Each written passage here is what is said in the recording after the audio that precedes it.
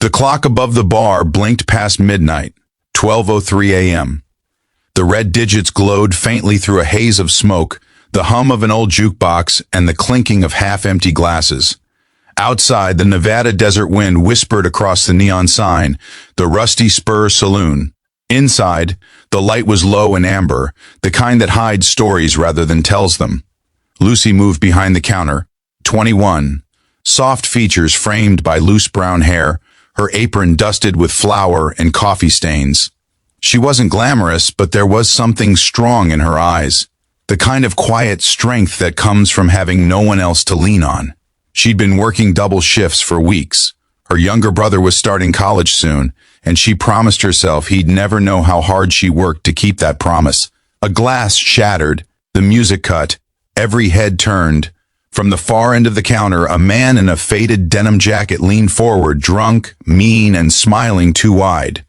His eyes glinted with something ugly. His words slurred as he taunted her, his tone more threat than tease. Lucy froze, her hand trembling as she reached for a rag. The air grew still. Even the jukebox seemed to hold its breath. And then, a chair scraped across the floor. The sound was sharp, final, like thunder before a storm. From the corner booth, a man stood. Ryder, tall, mid-40s, broad-shouldered, arms covered in ink that told stories of wars and regrets. His leather jacket bore the red-winged emblem of the Hells Angels.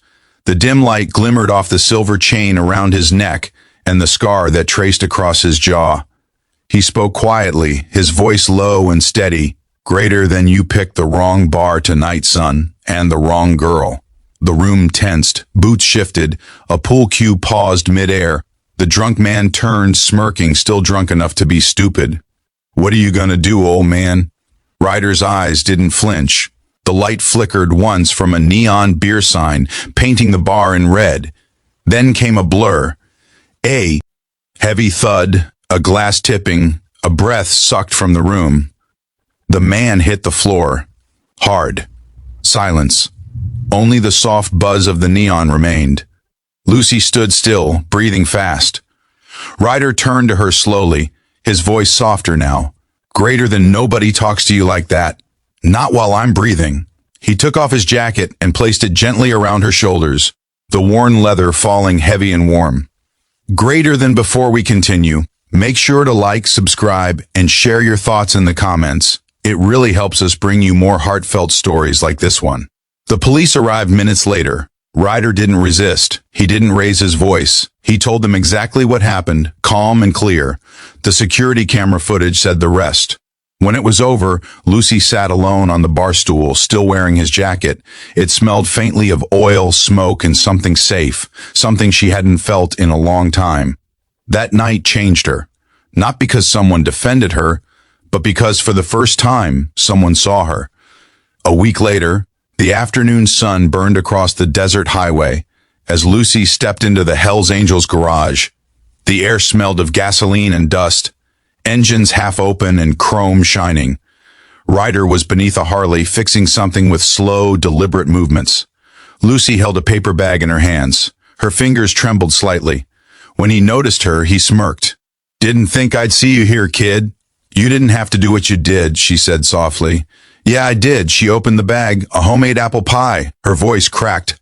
"I wanted to say thank you, not just for that night, but for reminding me I'm not invisible."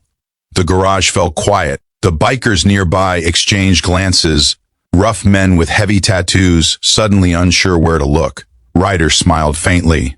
"You're family now, little angel." And somehow that name stayed. Months passed. Lucy became part of the crew, organizing charity drives, feeding homeless veterans, helping rebuild what others had given up on. The bar that once broke her became the place she started to heal. Ryder changed too. His tattoos, once symbols of anger and rebellion, began to mean something new: loyalty, survival, second chances. He saw in Lucy what he'd lost years ago: light, innocence, hope, and through her kindness, he found redemption. Then, one dusty afternoon, word spread the man who had started it all, the drunk, was back in town. Tension rippled through the club. Everyone expected another fight, But Lucy walked forward first. No fear, no hesitation, only calm. He froze when he saw her. The same girl he once thought powerless now stood tall, unshaken. "You don't scare me anymore," she said quietly, "because real men protect, and real strength forgives." The man couldn't meet her eyes. He turned and walked away. Behind her, Ryder stood silently, proud, protective, but saying nothing. He didn't need to. She'd already fought and won the hardest battle, the one inside her. Greater than if this story has touched your heart, don't forget to like, subscribe, and leave a comment. Your support helps us keep sharing stories that remind us of the power of kindness. The sun was setting behind the desert hills, painting the horizon in gold and rust. Lucy stood beside the row of Harley bikes gleaming in the light. The wind caught her hair, lifting it gently as she smiled at Ryder. "You saved me once, Ryder," he smiled. "No, kid. You saved us." The camera pulls back slowly, the desert stretching infinite behind them, engines glinting under the last rays of sun. The sound of a revving motor fades into the soft hum of evening. And over it all, one truth lingers. Sometimes heroes wear leather and scars instead of capes. Sometimes the people society fears most are the ones who still believe in doing what's right.